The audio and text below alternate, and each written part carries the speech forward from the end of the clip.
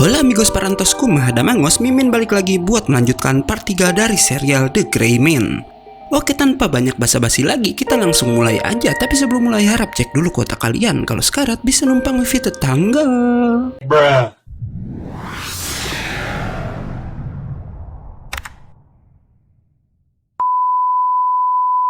Part ini masih melanjutkan part sebelumnya, di mana Ellen kesulitan melawan beberapa Akuma level 2 sekaligus.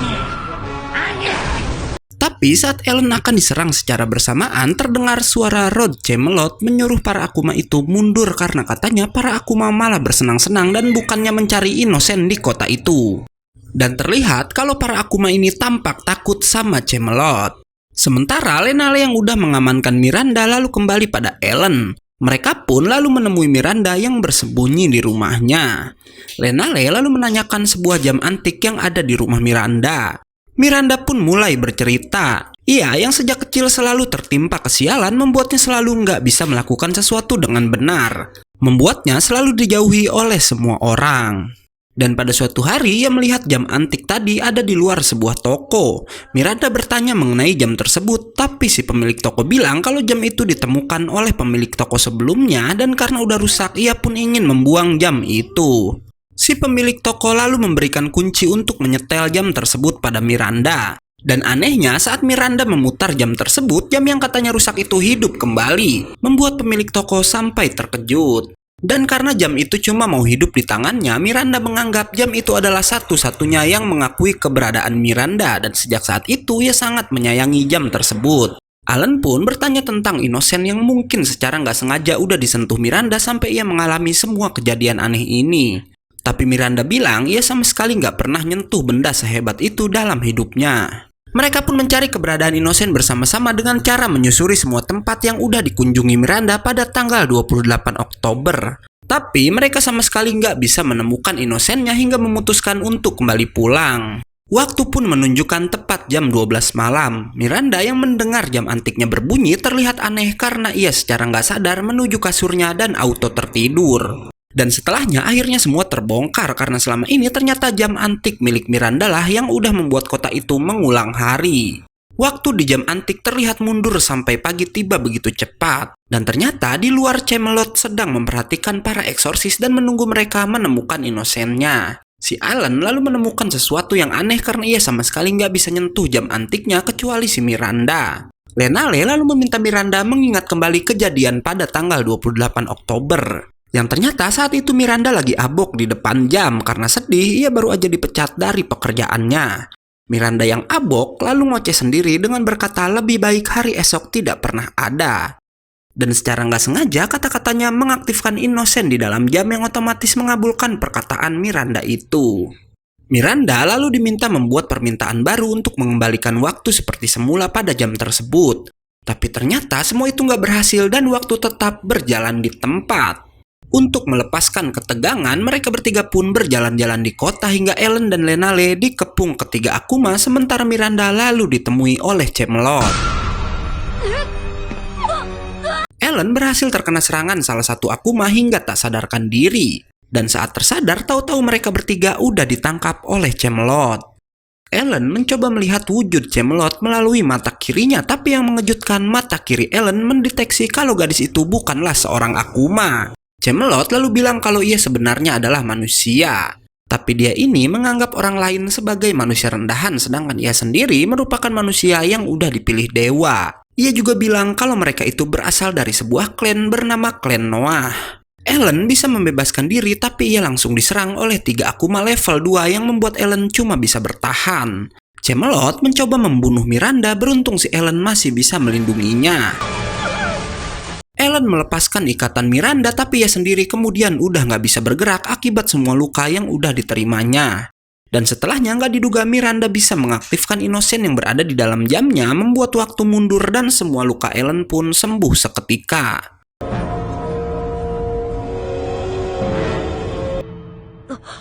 Tak hanya Ellen karena kemudian kekuatan Miranda berhasil menyembuhkan Lenale juga. Dan dari sana Ellen akhirnya mengerti jika Innocent berbentuk jam milik Miranda bisa membuat waktu mundur dan mengembalikan keadaan mereka saat Ellen dan Lenale belum terluka. Lenale lalu menyerang ketiga Akuma dari dalam pelindung yang dibuat oleh Innocent milik Miranda. Dan setelahnya Ellen pun berhasil membunuh salah satu Akuma tersebut.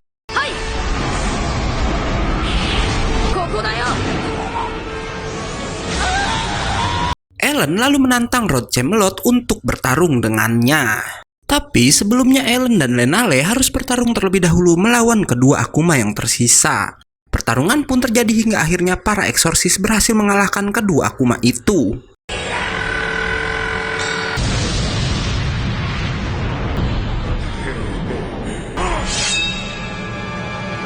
Melihat itu, Camelot bilang jika kali ini cukup sampai di sini aja. Tapi sebelum Camelot pergi, Allen menodongkan senjatanya ke kepala Camelot. Camelot terlihat tenang dan berkata apakah Allen tega membunuh Camelot yang adalah seorang manusia. Yang tentu aja Allen gak bisa melakukan itu dan melepaskan Camelot begitu aja. Sebelum pergi, Camelot bilang jika selanjutnya akan berjalan sesuai dengan skenario Hakusaku. Setelah kepergian Camelot, tiba-tiba aja ruang ciptaan Camelot tempat Ellen berada sekarang hancur seketika. Dan saat tersadar, Ellen tahu-tahu udah kembali di dalam rumah Miranda. Tapi masalah lain terjadi karena Miranda nggak mau menghentikan kekuatan Innocent-nya. Karena Miranda takut jika ia berhenti maka luka Ellen dan Lenale tadi akan kembali lagi. Ellen dan Lenale meyakinkan Miranda untuk menonaktifkan Innocent-nya dengan berkata jika mereka masih bisa hidup dan selamat dari Camelot berkat pertolongan Miranda. Dan semua luka pasti bisa sembuh karena sekarang kedua eksorsis itu masih hidup. Mendengar kata-kata keduanya, Miranda pun akhirnya menonaktifkan Innocent-nya, yang dengan itu Ellen dan Lenale auto nggak sadarkan diri akibat luka mereka. Miranda lalu berlari keluar gerbang kota untuk meminta bantuan pada Toma. Toma lalu menghubungi markas pusat dan si Ellen yang tersadar pun tahu-tahu udah berada di rumah sakit ditemani oleh Komui. Ellen langsung bertanya keadaan Lenale dan Komui bilang kalau beberapa saraf Lenale rusak. Seorang pria bernama Lavi lalu masuk dan berkata kalau Lenale akan baik-baik aja karena sekarang kakeknya sedang menjaga gadis itu. Ia pun lalu memberikan surat dari Miranda yang ditinggalkan untuk Ellen. Surat itu berisi jika Miranda pindah dari tempat tinggalnya sekarang untuk melupakan semua hal buruk yang udah terjadi karena dia dan Innocent-nya. Waktu pun udah Miranda kembalikan normal seperti semula dan ia bilang kalau sementara Innocent-nya akan Miranda sembunyikan sampai tiba saatnya ia akan kembali muncul menolong Ellen. Dan di akhir surat Miranda menulis kalau ia akan jadi seorang eksorsis dan mereka berdua akan bertemu kembali. Ellen lalu bertanya sama Komui tentang klan Noah yang sempat disebut oleh Camelot. Si Lavi yang masih ada di sana tahu-tahu nyamber dan menjelaskan kalau klan Noah itu nggak ada di sejarah manapun dan mereka itu adalah orang-orang pilihan Hakusaku. Dan karena nggak ada di sejarah, hanya Bookman lah yang mengetahui tentang mereka. Saat sedang menjelaskan, tiba-tiba kakek Lavi datang dan menendang cucunya itu. Kakek Lavi ini adalah seorang Bookman yang bertugas meneliti hal-hal yang tak ada dalam sejarah dan menulisnya. Dan Lavi bilang jika ia juga akan menjadi Bookman selanjutnya. Si Lavi yang juga adalah seorang eksorsis lalu mengajak Ellen berjalan-jalan di kota. Ia lalu bilang kalau Hakusaku udah mulai serius sama musuh-musuhnya dengan memanggil para klan Noah. Mendengar itu, Allen pun berkata kalau ia jadi eksorsis untuk menghancurkan Akuma dan bukan membunuh manusia seperti klan Noah. Sementara di tempat lain terlihat kalau Lenale udah tersadar dari pingsannya guys. Keesokan harinya, Ellen pun diberikan misi untuk mencari seseorang. Dia merasa aneh mengapa seorang eksorsis ditugaskan mencari orang dan mengapa ia yang terpilih menjalankan misi tersebut. Dan ternyata orang yang harus Ellen cari adalah masternya sendiri yang tak lain adalah General Cross. Ellen pun sampai di tempat di mana katanya gurunya pernah terlihat di sana. Tapi desa itu terlihat sepi seperti tak berpenghuni hingga tak lama Ellen terkejut karena para penduduk berlarian ke arahnya dan langsung menangkap Ellen. Pemimpin di desa itu langsung memberitahukan Ellen kalau di desa mereka udah sejak lama muncul seorang vampir bernama Baron Crowry. Ia hidup di kastil tak jauh dari desa dan katanya siapapun yang masuk ke kastil itu nggak akan bisa kembali.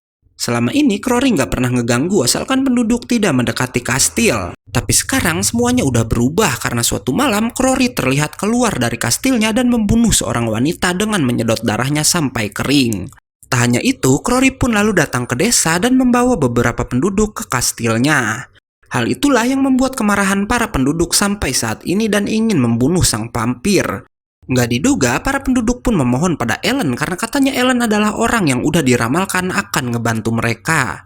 Dan mereka mengetahui Ellen adalah orang dalam ramalan karena melihat lambang yang ada di seragamnya. Ellen menjawab kalau kedatangannya ke sana hanya untuk mencari seseorang. Ia pun menunjukkan gambar gurunya yang ia buat sendiri dan ternyata si pemimpin desa mengenali gambar sang jenderal. Karena Jenderal Cross lah yang udah meramalkan kalau Ellen akan datang menolong mereka.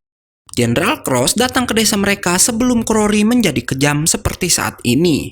Ia pun langsung menuju kastil untuk mencari sebuah petunjuk walau warga desa udah memperingatkannya.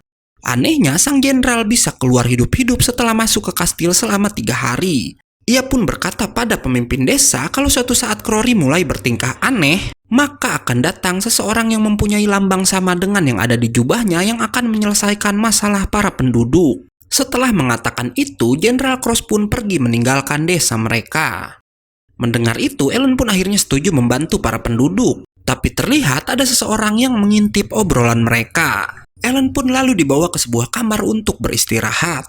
Dan saat sedang tertidur, orang yang mengintip tadi masuk ke kamar Ellen yang ternyata orang itu adalah Akuma yang langsung menembaki Ellen yang lagi bobo. Beruntungnya, Ellen punya mata kiri yang bisa melihat Akuma membuatnya menyadari serangan si Akuma dan langsung menghancurkannya.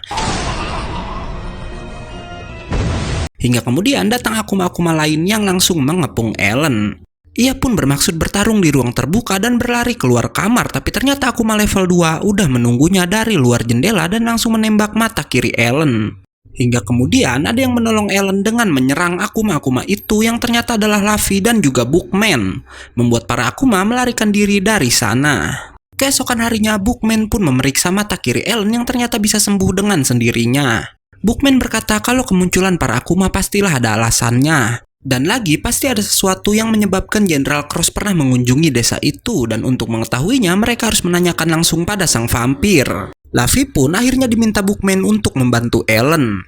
Malam harinya perburuan vampir pun dimulai. Ellen bertanya pada Luffy kenapa ia dan Bookman datang ke desa itu juga. Tapi pembicaraan keduanya harus terpotong karena mereka semua udah tiba di gerbang kastil. Saat masuk ke dalam kastil, Crowry pun langsung muncul dan menggigit salah satu penduduk.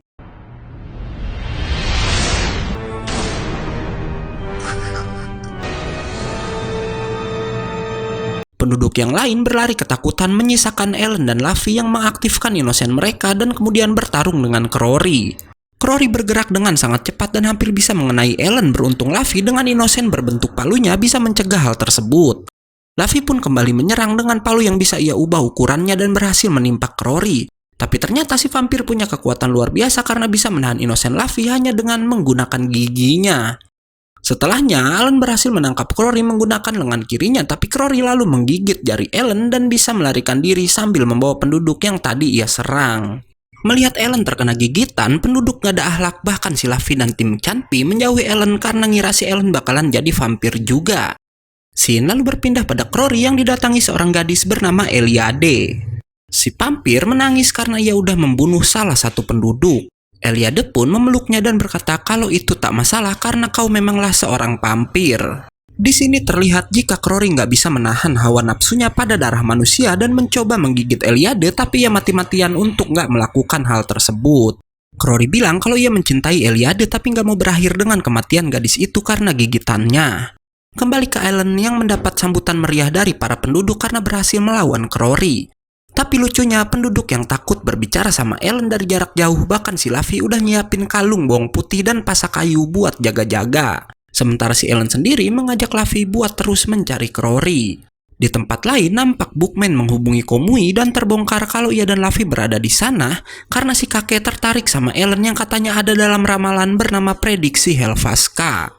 Ellen dan Luffy pun akhirnya bisa masuk ke dalam kastil, tapi di sana banyak bunga beracun pemakan manusia. Yang auto bikin Luffy pingsan sementara si Ellen ini kebal pada racun seperti di part kemarin saat bertarung sama Hakusaku. Ellen ini bisa sembuh dengan cepat waktu terkena racun Akuma. Luffy yang pingsan pun ditangkap oleh bunga-bunga itu membuat Ellen menghancurkan mereka semua menggunakan inosennya. Namun kemudian Eliade muncul dan memarahi mereka karena katanya bunga-bunga itu adalah bunga kesayangan Crowry. Eliade yang melihat lambang pada seragam Ellen dan Luffy mengetahui kalau keduanya adalah eksorsis. Ia pun mengenalkan diri sebagai asisten Crowry dan bertanya apa maksud kedatangan kedua bocah ini. Ellen menjawab kalau ia mencari penduduk desa yang tadi dibawa oleh sang vampir. Mendengar itu, Eliade pun langsung melemparkan peti mati yang kebetulan sedang ia bawa. Yang ternyata peti itu berisi mayat penduduk yang tadi dibunuh oleh Crowry. Bunga-bunga pemakan manusia langsung menyantap mayat penduduk itu, tapi anehnya setelah selesai, muncul tanda bintang yang disebut pentakel yang adalah tanda milik Akuma pada tanaman-tanaman itu, dan membuat mereka hancur seketika. Beruntung Allen dan Luffy bisa selamat dari ledakan besar tersebut. Karena bangunan tempat mereka berada hancur, Allen melihat ada beberapa makam yang dibuat melingkar pada halaman belakang kastil. Mereka pun menyimpulkan kalau itu adalah makam para penduduk yang sebelumnya udah diculik Crowry. Tapi anehnya, Allen lalu menemukan tanah-tanah di makam itu mengeluarkan lambang pentakel, guys.